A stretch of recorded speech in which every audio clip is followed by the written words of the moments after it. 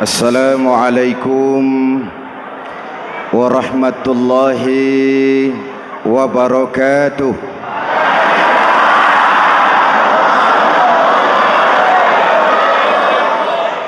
Alhamdulillahi rabbil alamin.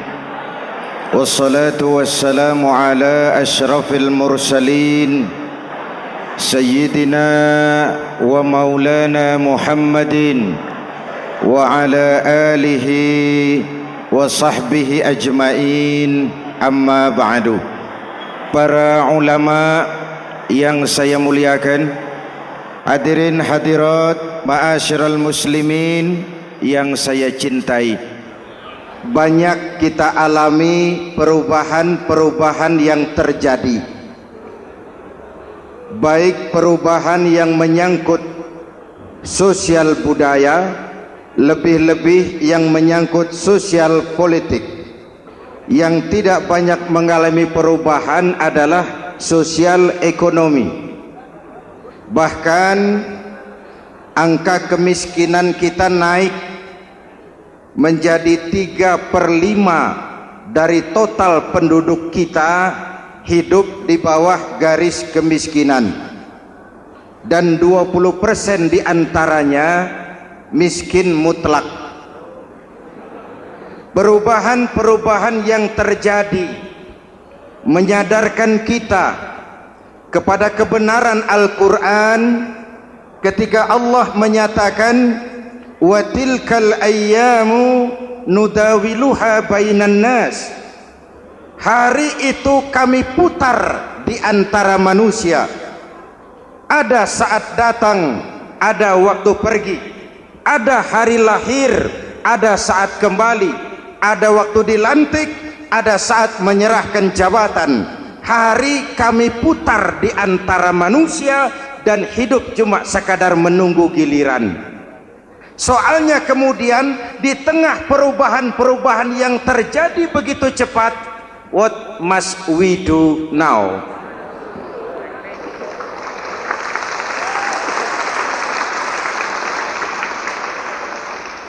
Saya juga nggak ngerti itu. Yang penting kan penampilan. Saudara-saudara kaum muslimin di seluruh tanah air, jadi pemimpin adalah pelayan bagi orang yang dipimpinnya. Oke lah, perbaikan ekonomi, pembukaan lapangan kerja baru kita serahkan kepada pemerintah, karena kita percaya mereka orang-orang terpilih belaka yang dipilih dengan kepercayaan akan mampu membawa rakyat keluar dari kesulitan. Amin. Tugas kita sekarang di zaman susah meluruskan akidah. Jangan sampai mbah dukun yang naik ke permukaan. Betul? Islam misinya yang pertama membebaskan manusia dari kemusyrikan. 13 tahun Rasul berjuang di Mekah, menanamkan akidah, meluruskan keyakinan, membentuk iman. 13 tahun membebaskan manusia dari belenggu kemusyrikan. 13 tahun menanamkan la ilaha illallah Muhammadur Rasul dengan seluruh konsekuensinya. Kalau saya yakin tidak ada Tuhan selain Allah, saya tidak akan minta tolong kecuali hanya kepada Allah. Saya tidak akan pernah takut kecuali hanya kepada Allah. Saya tidak akan menggantungkan hidup kecuali hanya kepada Allah. Saya tidak akan minta rizki kecuali hanya kepada Allah. Saya tidak akan melarikan persoalan kecuali hanya kepada Allah. Kalau konsekuen dengan keyakinan ini, mbah dukun nggak dapat tempat.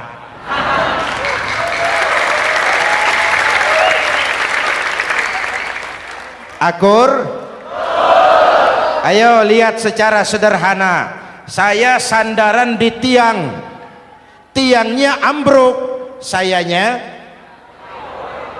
jatuh. Saya sandaran di tembok, temboknya runtuh, saya juga runtuh. Saya sandaran kepada orang kaya, dia jatuh miskin, saya bangkrut.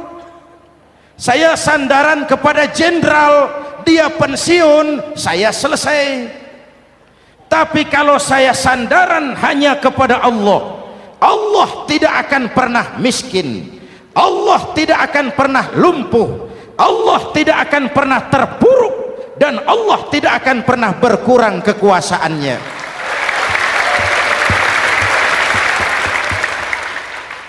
Maka umat Islam, sesulit apapun zaman yang kita hadapi, Allah juga tempat kita bersandar. Jelas? Selama ini kita iman dalam ucapan, tapi sekuler dalam perbuatan. Di masjid ada Allah, di kantor Allah tidak ada, maka korupsi merajalela.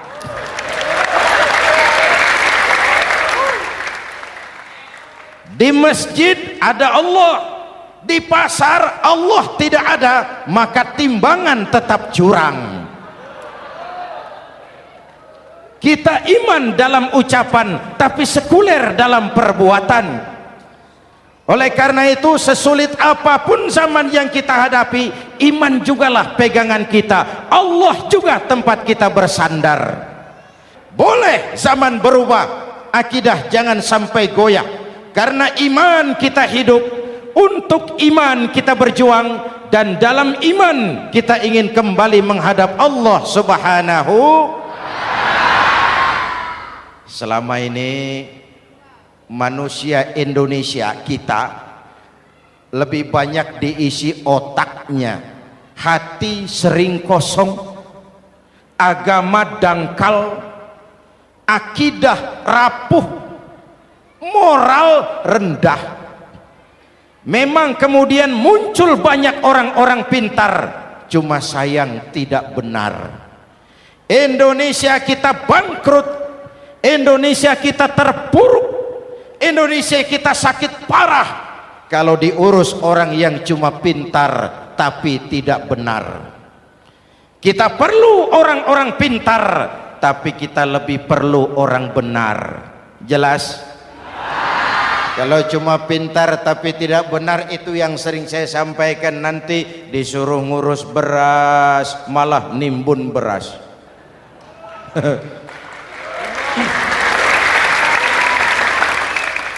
Disuruh ngurus laut malah jadi bajak laut.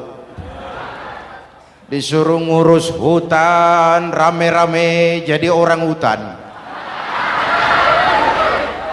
Jutaan hektar hutan Indonesia kita ini merupakan kekayaan sumber daya alam kita yang harus digunakan bagi sebesar-besar kemaslahatan rakyat.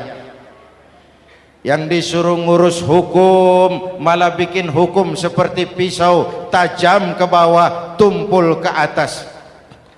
Jangan heran lalu di masyarakat muncul street justice, pengadilan jalanan, sebagai refleksi dari ketidakpuasan melihat sikap hukum yang sangat berpihak. Kalau yang kecil salah, hukum cepat-cepat ditegakkan.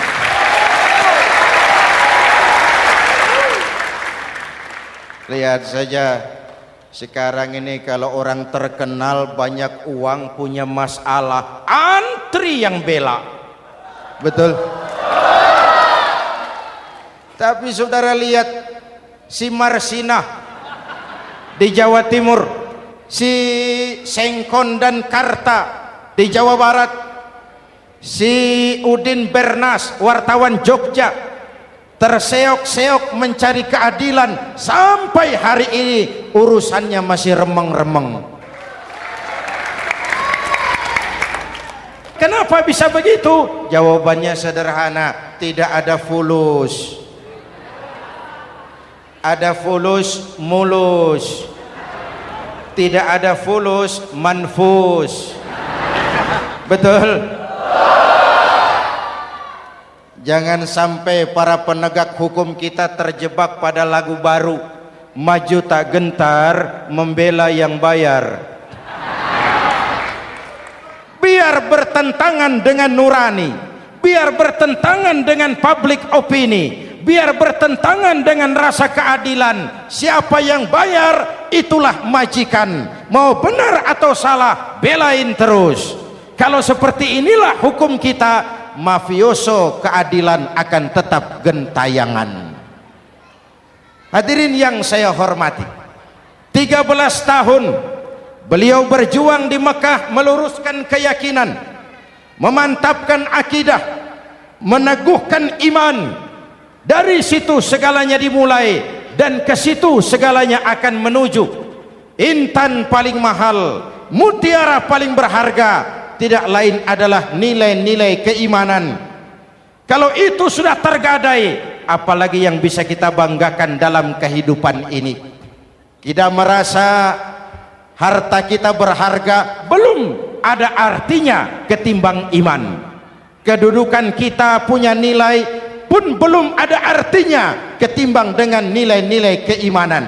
Itu intan paling mahal, itu mutiara paling berharga. Harta baru ada manfaatnya kalau dilandasi dengan iman. Jabatan dan kedudukan baru terasa gunanya kalau dilandasi dengan keimanan. Kalau jabatan lepas dari iman, yang akan lahir Fir'aun baru. Jelas? Kalau harta terlepas dari iman, yang akan muncul adalah konglomerat Korun. Kalau ilmu pengetahuan terlepas dari nilai dasar keimanan, maka yang akan muncul adalah ilmuwan pelacur yang menyalahkan yang benar, membenarkan yang salah untuk kepentingan pribadi. Dan kondisi seperti itu tidak akan membuat kita makin sehat. Oleh karena itu, pada kesempatan ini, pesan pertama saya, menghadapi zaman susah, tetap jaga akidah, tetap pelihara keyakinan. Kesulitan bukan untuk ditakuti, untuk diatasi. Hidup adalah kerja keras, bukan keajaiban. Perubahan tidak akan datang hanya dengan simsalabim abragadabra. Perubahan tidak akan muncul hanya dengan berandai-andai. Perubahan tidak akan turun dari langit seperti turunnya embun di waktu malam. Perubahan adalah kerja keras, sehingga Al-Quran membimbing kita, innallaha la yughayyiru ma biqaumin hatta yughayyiru ma bi anfusihim. Allah tidak akan mengubah keadaan suatu bangsa kalau mereka tidak mau mengubah apa yang ada di dalam diri mereka. Yang ada di dalam diri itu rule of thinking, state of mind, cara kita berpikir, cara kita memandang kehidupan, cara kita mengatasi persoalan. Hadirin yang saya hormati, inilah iman. Berangkat dari ini kita menyadari ini ujian buat kita rakyat. Dan kita rakyat Indonesia ini kalau sama susah sih sudah kenyang. Ya Pak? Ya Pak? Kita ini sebagai bangsa mengalami apa yang disebut oleh Bung Karno up and down, naik turun, timbul tenggelam, pasang surut. 350 tahun dijajah oleh Belanda, kita susah. Berangkat Belanda masuk Jepang, susah lagi. Pergi Jepang, datang nikah, susah lagi. Lalu kita merdeka, dirongrong oleh berbagai pemberontakan, susah lagi. Makan bulgur, antri minyak. Lalu PKI berontak, susah lagi. Muncul orde baru, lama-lama susah lagi. Orde baru selesai, naik reformasi, mulai repot nasi, susah lagi.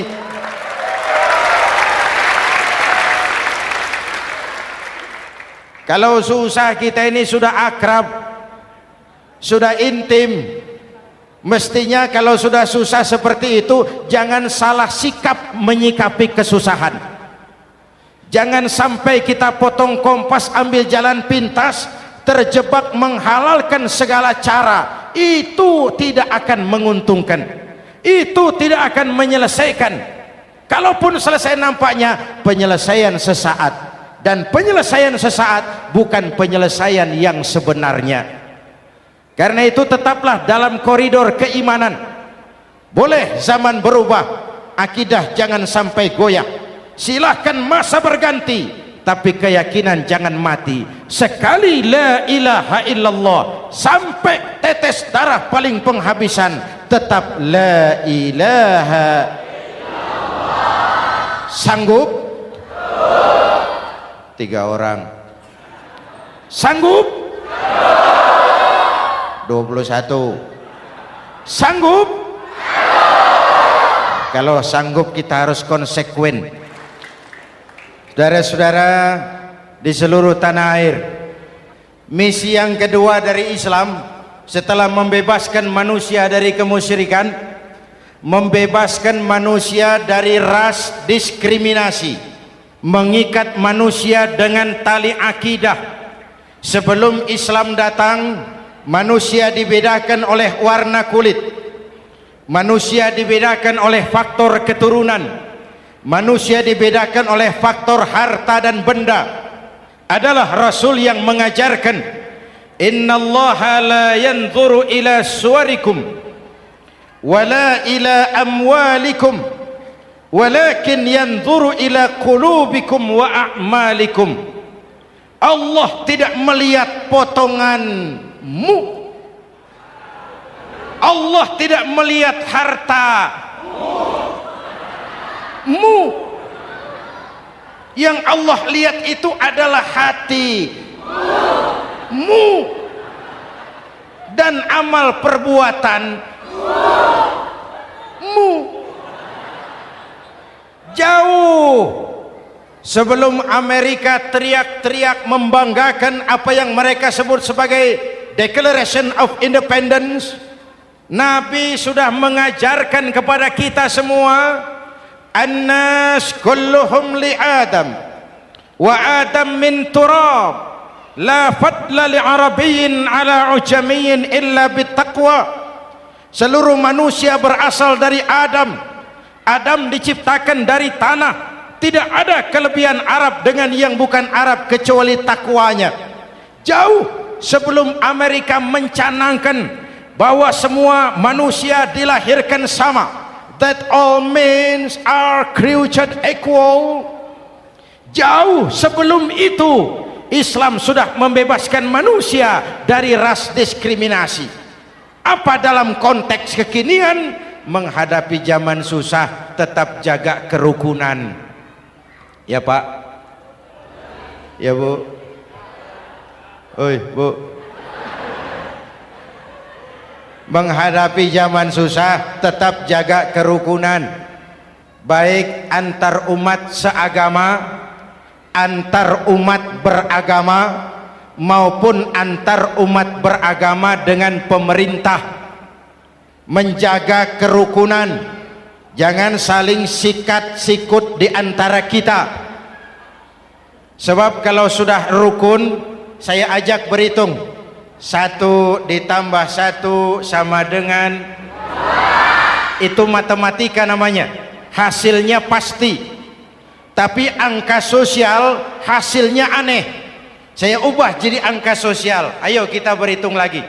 1 orang takut ditambah 1 orang takut sama dengan 2 orang setengah berani. Kenapa setengah berani? Karena sudah berdua. Tadi kan takut sendiri. Kalau sama-sama takut berkumpul jadi setengah berani. Kalau ditambah 1 orang takut lagi, 1 orang takut ditambah 1 orang takut ditambah 1 orang takut sama dengan 3 orang berani. Kenapa jadi berani? Karena sudah bertiga. Kita yang lemah, kita yang marginal, kita yang dikucilkan, bahkan kita yang dilecehkan, kalau mau rukun kita akan kuat dan tidak bakal dipermainkan orang.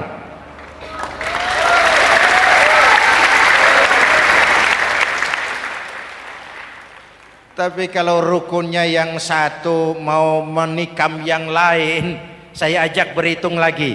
Yuk berhitung yuk. 1 ekor ayam ditambah 1 ekor musang sama dengan 1 ekor musang. Kemana ayamnya? Dimakan musang. Betul nggak nih hitungan? Ayo kita hitung lagi. 1 ekor ayam ditambah 1 ekor musang sama dengan 1 ekor musang. Kemana ayamnya? Dimakan musang. Jadi kalau kita suka kumpul dengan orang yang mau makan kita, selesailah kita.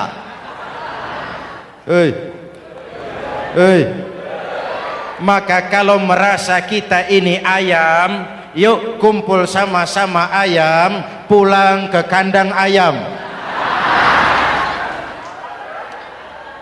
Kalau ada ayam kumpul ke kandang musang, itu namanya ayam minum baygon. Jelas?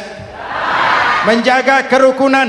Pertama, antar umat seagama, sesama muslim harus saling menjaga, harus saling memelihara. Baik dia muslim yang jadi kapolri, baik dia muslim yang jadi kasat, baik dia muslim yang jadi pengusaha, baik dia muslim yang jadi petani, nelayan, guru, semua komit menjaga semangat kebersamaan, rukun antar umat seagama. Jelas? Jelas? Hadirin yang saya hormati, atas dasar itu saya ingatkan kembali, kita semua ingin persoalan terorisme dilepaskan kaitannya dari agama manapun. Tidak ada kaitannya terorisme dengan Islam, dengan Kristen, dengan Hindu, dengan Buddha. Tidak ada kaitannya terorisme dengan pondok pesantren.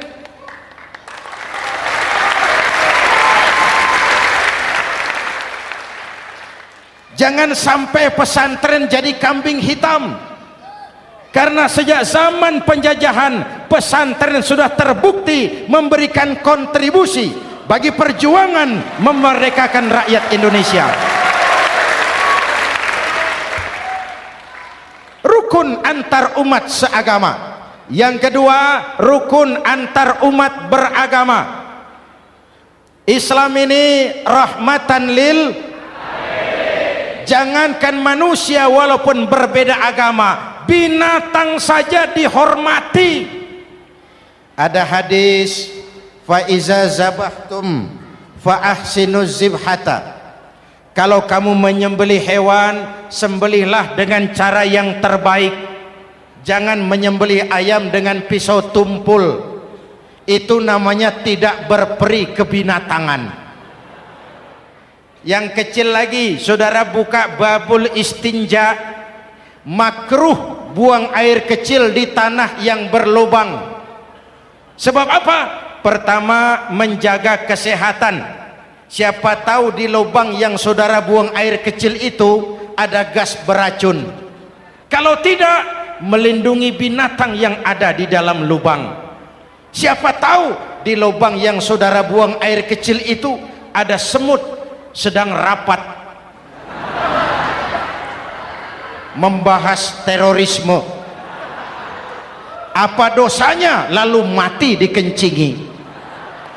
Ini namanya rahmatan lis semut. Binatang saja dilindungi. Maka perbedaan agama tidak harus menyebabkan kita bertolak belakang. Perbedaan agama bukan alasan untuk saling bermusuhan. Apalagi kita sudah menyadari tentang kemajmukan kita, tentang kebinekaan kita, tentang keragaman kita. Rukun antar umat beragama, saling menghormati, saling menghargai, tapi tetap dalam batas lakum dinukum. Lalu rukun antar umat beragama dengan pemerintah. Hadirin yang saya hormati, yang benar kita dukung, yang salah kita perbaiki dan kita tegur menurut cara-cara yang diajarkan oleh agama kita. Dan sholat berjamaah, pendidikan bernegara yang paling bagus. Tadi kita sholat ada imam, ada makmum, betul? Makmum wajib ikut imam kalau imam benar sholatnya. Rakyat wajib ikut pemimpin kalau pemimpin benar mimpinnya. Masyarakat Islam ini loyal, masyarakat Islam ini bukan pemberontak, masyarakat Islam ini taat dan setia. Kapan? Kalau imamnya benar. Imam takbir, makmum, imam ruku, makmum, imam i'tidal, makmum i'tidal, imam sujud, makmum. Tapi kalau imam keliru, mestinya imam ruku malah sujud, salah imam ini. Tegur. Siapa yang wajib negur? Makmum yang saf terdepan. Anggota DPR.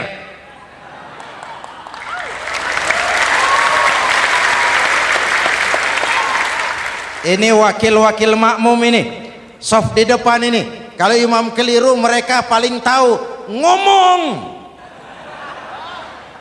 tegur. Bagaimana negurnya? Ada aturan main. Mestinya ruku, imam sujud, salah ini imam. Subhanallah, kan begitu negurnya. Betul? Tidak boleh juga imam keliru, makmum emosi, main pegang. Woi makmum salah, hoi hoi, kacau sholat. Betul? Anggota dewan ini saf di depan, itu kalau imam keliru, satu saat imam buang angin. Namanya manusia bisa buang angin toh. Apa makmum lalu berkata, demi kesetiaan saya kepada imam, imam buang angin, saya lebih keras lagi. Itu namanya fanatisme buta, loyalitas yang goblok. Imam buang angin, minggir. Iyyaka na'budu wa iyyaka nasta'in. Sampai situ imam buang angin, minggir imam. Lalu saf yang di depan maju. Tidak usah bikin sholat baru, teruskan pekerjaan imam. Ihdinas siratal mustaqim, teruskan. Kenapa? Kalau bikin sholat baru lagi, nanti buang angin lagi, bikin lagi sholat. Kapan selesainya sholat? Kapan selesainya membangun negara ini? Yang penting imam tahu diri, buang angin, minggir.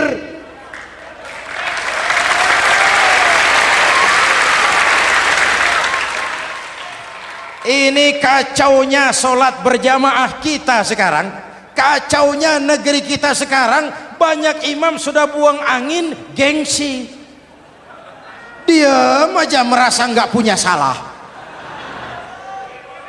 Dikasih tahu sama makmum, imam tadi buang angin ya, malah jawab sedikit. Apa kalau sedikit lalu tidak batal sholat itu? Mekanisme kehidupan sosial yang diatur lewat tuntunan sholat berjamaah, sehingga Nabi berpesan, kun imaman muta'an au ma'muman muti'an fala takun thalisan jazu'a. Kalau jadi pemimpin, jadilah pemimpin yang ditaati. Kalau jadi makmum, jadilah makmum yang mentaati.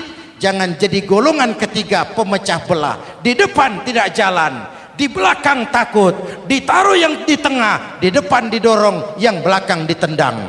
Ini namanya biang kerok. Saudara-saudara, dari uraian singkat ini saya ambil beberapa catatan pokok. Pertama, kalau ada intan paling mahal, kalau ada mutiara paling berharga dalam hidup kita, itu tidak lain adalah karena keyakinan. Hidup jadi indah, hidup jadi berharga, hidup jadi berarti kalau didasari atas sebuah keyakinan. Dan keyakinan itu tidak lain adalah nilai iman kita, akidah kita kepada Allah Subhanahu wa ta'ala. Yang kedua, tetap menjaga kerukunan. Sesulit apapun zaman yang kita hadapi, kita tetap harus menjaga semangat kebersamaan. Kita harus tetap menjadi lem perekat yang menjaga keutuhan, baik sebagai bangsa maupun sebagai umat. Perbedaan adalah wajar, harus dihormati. sebagai ciri kehidupan berdemokrasi. Tapi jangan perbedaan menjadi sebab kita bermusuhan.